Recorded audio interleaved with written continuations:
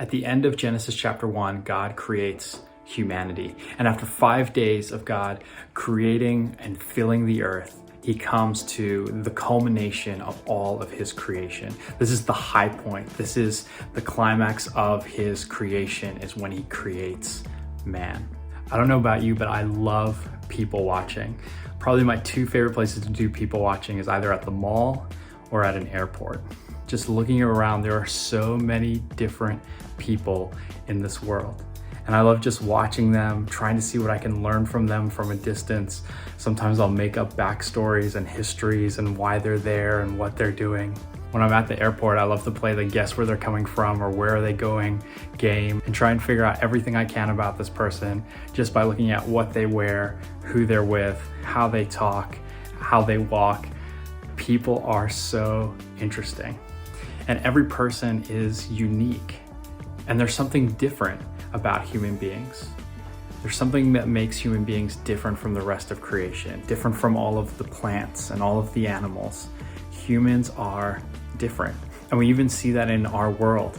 And that's a great way for you to start your discussion when you think about what does it mean to be human?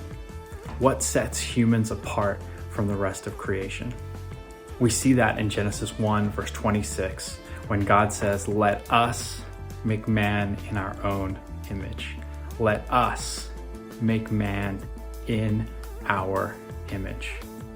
Us is a plural word, and you guys can talk about what that means, but really what it means is that as human beings, we were created for relationships. We're gonna see next week, not to get too far ahead, that it was not good for man to be alone, but we're created for relationships.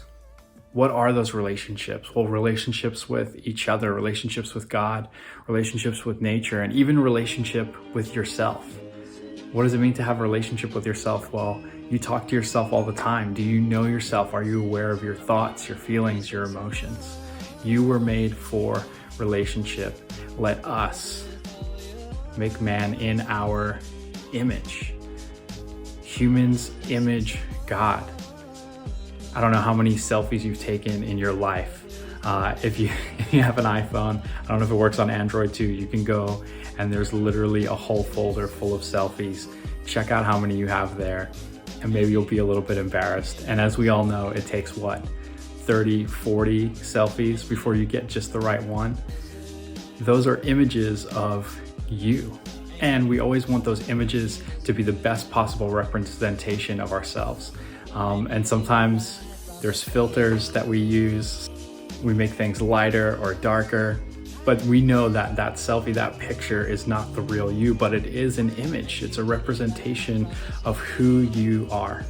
God says, let us make man in our image. When he says that image, that means a few things. It means that all people, all of humanity has worth. And it also means that all of humanity has purpose. It is our purpose to image God. What does that mean?